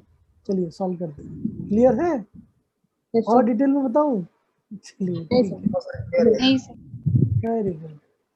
ठीक है, तो दो इक्वेशन है, दो वेरिएबल है, तुरंत सॉल्व कर दीजिए। तो मैंने क्या किया, मैंने फोर्थ इक्वेशन से, मतलब फोर्थ इक्वेशन से Vn की वैल्यू निकाल ली। तो Vn की वैल्यू कितनी आई फोर्थ इक्वेशन से? NH/2π MERN। ठीक है, और इस Vn की वैल्यू को कहाँ पे प्लेस कर दिया? फिफ्थ मतलब थर्ड इक्वेशन में। तो use this in third equation. तो Vn थर्ड इक्वेशन में क्या है? Vn square. तो डाल दो इसको और सॉल्व कर लो। जैसे ही मैंने इसको सॉल्व किया तो मेरे को क्या मिला? ये वैल्यू मिली। फाइनली सॉल्व करने के बाद मेरे को ये वैल्यू मिलती है, Rn is equal to n square h square upon 4 square MEKZE square. ठीक है, इनमें से n स्क्वायर और z case by case vary करते हैं, क्योंकि n है ऑर्बिट नंबर, z है आपका एटॉमिक मास, जो कि अलग अलग हो सकता है, तो उनको मैंने अलग कर दिया। बाकी h square constant, 4 square constant, mass of electron constant, k constant, e square constant. तो इस पूरे के पूरे h स्क्वायर अपॉन 4 स्क्वायर को एक नया कांस्टेंट बोल दिया गया, जिसकी वैल्यू लिख दी मैंने R0। तो क्या वैल्यू आई? nth ऑर्डर में किसी भी ऑर्बिट की रेडियस क्या होती है? R0 n square by z। R0 की वैल्यू, सारी वैल्यू डालने पर कितनी निकल के आती है? 0.529 एंगस्ट्रम। समझ में आ रही बात? क्लियर है? अगर मैं n की वैल्यू 1 डाल दूं, z की वैल्यू 1 डाल दूं, तो हाइड्रोजन एटम की फर्स्ट ऑर्बिट की रेडियस R0 है। दैट मीन्स हाइड्रोजन एटम में फर्स्ट ऑर्बिट की रेडियस 0.529 एंगस्ट्रम होती है। ये आपका पहला इंपॉर्टेंट फॉर्मूला है, जो कि आपको हमेशा याद होना चाहिए। मैथमेटिक्स को मारो गोली, अगर मैथमेटिक्स आपको नहीं होती है कोई बात नहीं, उससे कोई मतलब नहीं है मेरे को, लेकिन ये फॉर्मूला अगर आपको याद नहीं है तो मैं बहुत ही मतलब दुखी हो जाऊंगा। ठीक है, ये फॉर्मूला जरूर याद होना चाहिए, क्योंकि सवाल इसी से सॉल्व होंगे। क्लियर है? ओके, तो दो इक्वेशन, दो वेरिएबल मैंने सॉल्व किया, तो मुझे Rn का एक स्टैंडर्ड फॉर्मूला मिला। R क्लियरली आप देख सकते हैं n स्क्वायर के डायरेक्टली प्रोपोर्शनल है, n z के इनवर्सली प्रोपोर्शनल है, पहली चीज। ठीक है, सिमिलरली इस Rn की वैल्यू को आप किसी भी इक्वेशन में डाल दीजिए ऊपर वाली, तो आपको क्या मिलेगा? आपको मिलेगा Vn। ठीक है, इतना क्लियर हो गया आपको? बोलिए जल्दी। हाँ सर, क्लियर है।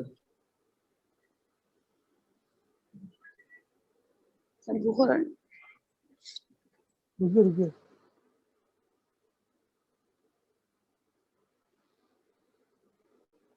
हाँ, तो इतना आपको समझ में आ गया? तो इन दोनों इक्वेशन को मैंने सॉल्व किया, 1 और 2। ठीक है, मैं ये भेज दूंगा आपको, ये मेरे पास पहले से, एक्चुअली ये 11th क्लास के नोट्स हैं। ठीक है, जो मैंने पहले से बना रखे हैं। अब लिखने में क्या होता है, समय थोड़ा बर्बाद होता है, तो लिखे हुए हैं मेरे पास, तो इट्स बेटर, आपको मैं भेज दूंगा, चिंता मत करिए। ठीक है, तो क्या मिल जाएगा आपको? KZE square. समझ में आया? पहली इक्वेशन और दूसरी इक्वेशन को मैंने सॉल्व किया, Vn और Rn की वैल्यू निकाल ली। Rn की वैल्यू निकल के आई इतनी, R0 n square by z। R0 की वैल्यू कितनी होती है? 0.529 एंगस्ट्रम। ठीक है, इतना क्लियर हुआ या नहीं? बोलो।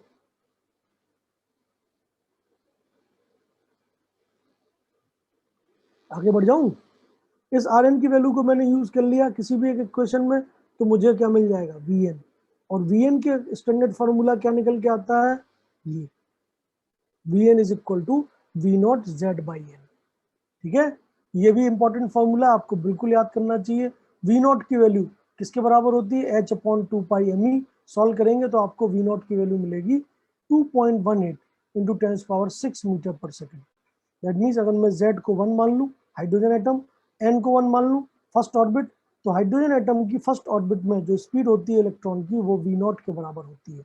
आप देख सकते हैं इलेक्ट्रॉन कितनी तेजी से मूव कर रहा है हाइड्रोजन एटम की फर्स्ट ऑर्बिट में। लाइट की स्पीड से कितना? 1000 टाइम्स ही कम है अप्रोक्सीमेटली। ठीक है, 1000 क्या, 100 टाइम्स ही कम है, 1000 नहीं, 10⁸8 मतलब 137। हाँ बिल्कुल। तो हाइड्रोजन एटम फर्स्ट ऑर्बिट में जो मूव कर रहा है, वो लाइट, स्पीड ऑफ लाइट के 1/137 के ऑर्डर में कर रहा है, मतलब लाइट की स्पीड के क्लोज है। देख सकते हैं आप नहीं कर सकते कभी इतनी तेजी से मूव। ऐसा कोई व्हीकल नहीं बना है जो आपको इस स्पीड से मूव करा दे। ठीक है, चलो क्लियर है या नहीं, बोलो जल्दी। VN निकाल लोगे ना? Yes, sir. अगर आप लोग डेरिवेशन नहीं करना चाहते कोई बात नहीं, फॉर्मूले तो याद रख सकते हैं ना भाई साहब। RN का फॉर्मूला, VN का फॉर्मूला, ये याद होना चाहिए। N और Z के साथ वेरिएशन। चलिए, तो रिजल्ट्स एक्सप्लेन कर दिए मैंने। R0 V0 की वैल्यू भी याद रखिए। कई बार R0 और V0 एग्जैक्ट वैल्यू पूछी जाती है, तो आपको R0 V0 पता होना चाहिए, अदरवाइज सॉल्व करना पड़ेगा। अगली चीज हो सकती है टाइम पीरियड। टाइम पीरियड क्या होता है भाई साहब? टाइम पीरियड होता है एक रेवोल्यूशन पूरा करने में कितना समय लगा इलेक्ट्रॉन को। ठीक है, अब सीधी बात है, अगर मेरी स्पीड है 50 मीटर पर सेकेंड और एक चक्कर लगाने में लगते हैं 5 मीटर, मान लेते हैं सर्कमफेरेंस है 5 मीटर और मेरी स्पीड है 50 मीटर पर सेकेंड, तो मैंने कितने चक्कर लगाए होंगे? बोलिए। अगर मेरी स्पीड है 50 मीटर पर सेकेंड, मतलब एक सेकेंड में मैं 50 मीटर चलता हूँ और एक चक्कर लगाने में 5 मीटर लगता है, तो मैंने एक सेकेंड में कितने चक्कर लगाए? बोलिए बोलिए। तो कॉमन सेंस संतावंता.com का सवाल है।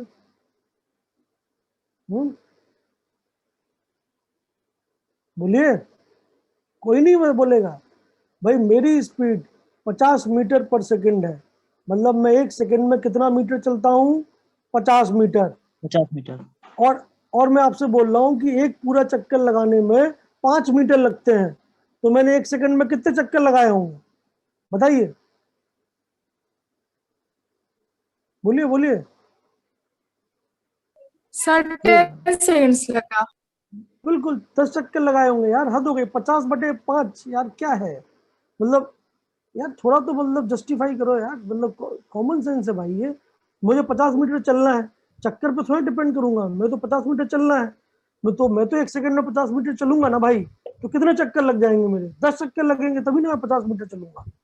बोलिए, एक चक्कर पूरा करने में 5 मीटर लगता है, तो 2 चक्कर 10 मीटर, 3 चक्कर 15 मीटर, ऐसे समझाऊं तब समझ में आएगा। तो कितने चक्कर लगाने पड़ेंगे मेरे को 50 मीटर करने में? 10 चक्कर। सीधी बात। दैट मीन्स अगर मुझे नंबर ऑफ चक्कर निकालने हैं कि इलेक्ट्रॉन कितने चक्कर मारता है, फ्रीक्वेंसी एक सेकंड में, उसको उसी को बोलते हैं फ्रीक्वेंसी। तो मैं क्या कर सकता हूँ? इलेक्ट्रॉन की स्पीड जो है उसको डिवाइड कर दूंगा एक चक्कर की डिस्टेंस के। तो आप बताइए, अगर nth ऑर्बिट में आपका इलेक्ट्रॉन है, ठीक है, तो एक चक्कर लगाने में कितनी डिस्टेंस ट्रेवल करनी पड़ेगी? 2πr। ठीक है, ये हो गई एक चक्कर की डिस्टेंस। और मैंने एक सेकंड में कितनी डिस्टेंस ट्रेवल की? Vn के बराबर। अगर मेरी स्पीड Vn है, समझ में आ रही बात? तो टोटल कितने चक्कर लगाए मैंने? Vn/2πr। समझ में आ रही बात या नहीं आ रही है? बोलो।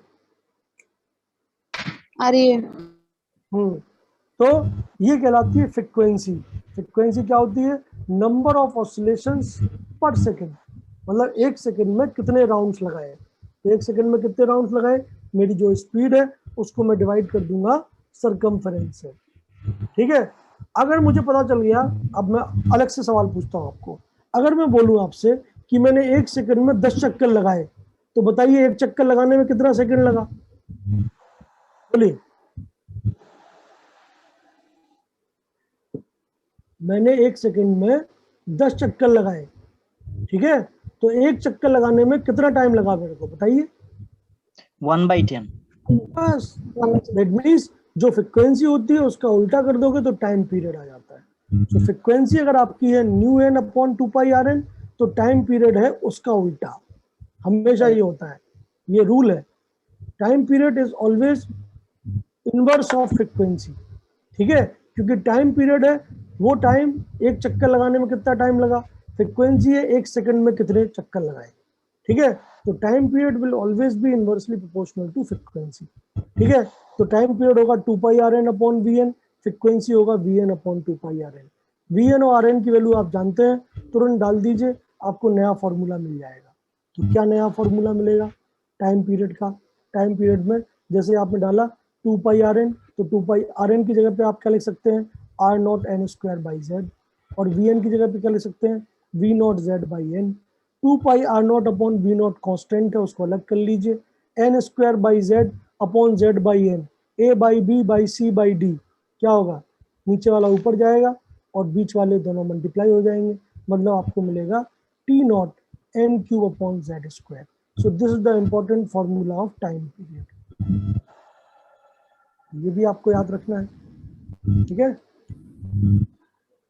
आप लोग थोड़ा कॉमन सेंस में वीक है तो इसलिए भैया याद कर लीजिएगा, अदरवाइज आप निकालने में आपको दिक्कत होगी, क्योंकि ये चक्कर वाली बात आप नहीं समझ पा रहे थे आसानी से, थोड़ा दिक्कत होगा आपको, तो मैं सजेस्ट करूंगा कि आप ये याद कर लीजिए, ठीक है। ओके, अगर समझ में आया वेल एंड गुड, नहीं होता है आपसे, फॉर्मूला याद करिए, ठीक है। सवाल आता है सीधा कि थर्ड ऑर्बिट में ये टाइम पीरियड है तो बताओ सिक्स्थ ऑर्बिट में कितना होगा, फॉर्मूला लगाना पड़ेगा आपको, ठीक है। फ्रीक्वेंसी का इसका उल्टा होगा, सेम टू सेम, फ्रीक्वेंसी का लिए सेम फॉर्मूले को उल्टा कर दीजिए, तो फ्रीक्वेंसी का फॉर्मूला आएगा Fn is equal to F nought Z square by N cube, ठीक है। क्लियर है, बोलो। Yes sir. Yes sir. Yes sir. चलिए सवाल सॉल्व कर दीजिए फिर, ये लीजिए सवाल है आपके पास, लिख लीजिएगा इसको, सॉल्व करना है आपको, होमवर्क है आपको।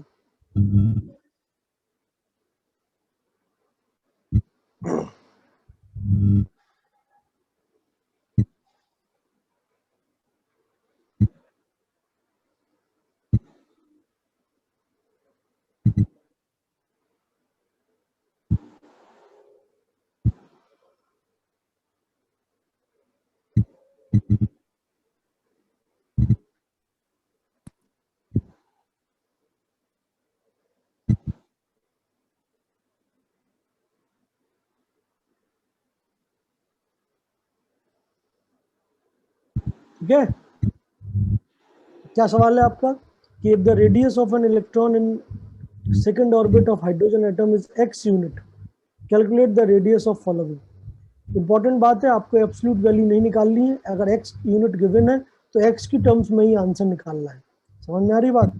तो कोई R नोट की वैल्यू मत डालिए, बस x की टर्म्स में आंसर निकालिए। Third orbit of hydrogen atom, तो पहले तो जो वैल्यू गिवन है उससे आप x और R नोट में रिलेशन निकाल लीजिए। तो रेडियस का फॉर्मूला क्या होता है भाई साहब, रेडियस का फॉर्मूला होता है R nought R N is equal to R nought N square by Z, ये फॉर्मूला लगाइए सीधा। आर एन कितना गिवन है, x यूनिट, x डाल दिया, R नोट वही का वही, कौन सी ऑर्बिट थी, second orbit, so 2 square upon hydrogen atom, hydrogen atom के लिए z की वैल्यू क्या है 1, दैट मीन्स हमें पता चल गया कि x की वैल्यू कितनी है 4 R नोट के बराबर है, मतलब R नोट की टर्म्स में x कितना है, x बाई 4 के बराबर है, ये है गिवन डेटा, ठीक है। इतना क्लियर है सबको, बोलिए। हाँ, अब आपको निकालना है third orbit of hydrogen atom, चलिए फिर से फॉर्मूला लगाइए।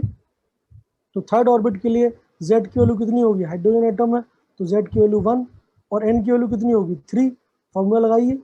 फॉर्मूला क्या है, R3 is equal to R nought N square by Z, again R nought N की वैल्यू 3 है, 3 स्क्वायर बाई 1 मतलब 9 R नोट आएगा, और R नोट किसके बराबर है, x बाई 4, तो आपका आंसर क्या आ गया 9x बाई 4, खत्म, सवाल सॉल्व हो गया। समझ में आई बात या नहीं आई, बोलो। सिमिलरली बाकी दोनों पार्ट में भी करना है आपको, second orbit and fourth orbit, तो वही सेम काम करके आपको आंसर्स मिल जाएंगे, ठीक है। तो बाकी दोनों के answers x by 2 and 4x by 3 आएगा। फिर अगली क्लास में हम लोग बात करेंगे एनर्जी ऑफ एटम के बारे में, तो एनर्जी ऑफ एटम पढ़ेंगे हम लोग अगली क्लास में, ठीक है, क्लियर, बोलिए। Yes sir. Yes sir. Okay, किसी को कोई भी डाउट हो, डिस्कशन हो, मेरे को डायरेक्टली भेजे, मेरा नंबर आप सबके पास है, तुरंत डाउट भेजिएगा, और नहीं तो डाउट सेशन पर वीक में एक है, उसमें भी आप आ सकते हैं, बट वो बहुत ही कम लोग आते हैं उसमें, आप चाहें तो आप जरूर आ सकते हैं, आई थिंक टाइम टेबल मैंने बना के भेजा है आपको, ठीक है। तो डाउट सेशन में भी आ सकते हैं, और जरूरी नहीं कि आप डाउट सेशन का इंतजार करें, you can directly send your doubt on my number. Okay, I will try to give you the solution as soon as possible. Bye bye. Okay, sir. Thank you, sir. Bye, sir. Thank you, sir.